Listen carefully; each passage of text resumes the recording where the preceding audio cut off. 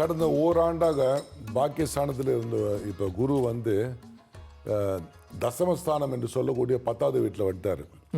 இந்த 10ல் குரு வந்தாலே என்ன பண்ண, தொழிலில் வந்து சில மந்தங்களை ஏற்படுத்துவார், அலைச்சலை வந்து ஏற்படுத்துவார். வரத்துக்கு முன்னே என்ன பண்ணலாம், சில பணங்களை நம்ம சேர்த்து வச்சு தொழில் ஸ்தானத்தில் வச்சுக்கணும். அப்படி வச்சிருந்தாங்கன்னு சொன்னால் வந்து அவங்களுக்கு வந்து பிரச்சனை இல்லை. ஒரு சிலருக்கு வந்து வேலையில் சிக்கல்கள் ஏற்படும், ஒரு சிலருக்கு வந்து வேலை மாற்றங்கள் ஏற்பட வாய்ப்புகள் உண்டு. தொழில் செய்வோர் மிக மிக கவனம் தேவை. முதலாளியின் கோபத்துக்கு ஆளாக வேண்டிய நேரிட ஏற்படலாம். ஸோ அதனால் பார்த்துக்க. அது ஒரு விஷயத்தில் சிலர் வந்து அந்த தொழிலில் உள்ள சட்டத்திட்டங்கள் இருக்கும், அந்த புரோட்டோகால், அதெல்லாம் கவனமாக பார்த்துக்க. இந்த 10ல் உள்ள குரு வந்து தொழில் தான் அதிகமான பாதிப்பார். அலைச்சலும் உண்டு. புதிய நோய்கள் ஏற்படலாம். அதனால் வந்து உடல் ஆரோக்கியத்தில் வந்து கவனம் செலுத்த வேண்டும். உணவு கட்டுப்பாடு அவசியம். இஞ்சி, பூண்டு, வெங்காயம், இந்த மாதிரி மிளகெல்லாம் வந்து சாப்பாட்டை அதிகமாக சேர்த்துக்குங்க.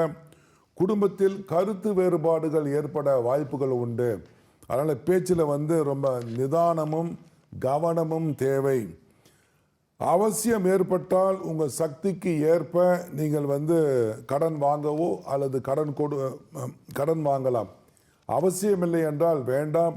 அதிகமான முதலீடுகளை வியாபாரத்தில் போட்டு எதுவும் வந்து பெரிய பிரச்சனையில் மாட்டிக்க வேண்டாம். சற்று அடுத்த வருஷம் கூட நீங்கள் செய்யலாம். அவசியம் ஏற்பட்டால் ஒழிய நீங்கள் தொழிலில் வந்து முதலீடு பண்ணலாம். ஒரு சிலருக்கு மாணவர்களுக்கு படிப்பில் கவனம் தேவை. கவனம் இல்லை என்றால் மதிப்பெண்கள் குறைய வாய்ப்புகள் உண்டு. விளையாட்டுத் துறையில் வெற்றி உண்டு, அதனால் சேரலாம். அதில் புதிய விளையாட்டுகளில் ஈடுபட வாய்ப்புகள் நிறைய நிற்குது. அதற்குண்டான செலவும் உண்டு. புதிய தொழில் ஆரம்பிக்கும் பொழுது உங்களுடைய பிறப்பு ஜாதகத்தில் உள்ள தசாபுத்தியை அனுசரித்து ஆரம்பிக்கவும். இந்த ராசிகாருக்கு வந்து பரிகாரம் அவசியம். இதை வந்து செஞ்சுக்கணும். எப்போதும் சொன்னது தான், வியாழக்கிழமை தோறும் நீங்கள் விரதமாக இருக்கலாம், சைவமாக இருக்கலாம். நீங்கள் வந்து குரு பகவானுக்கோ முருகனுக்கோ பூஜை பண்ணிக்கிங்க.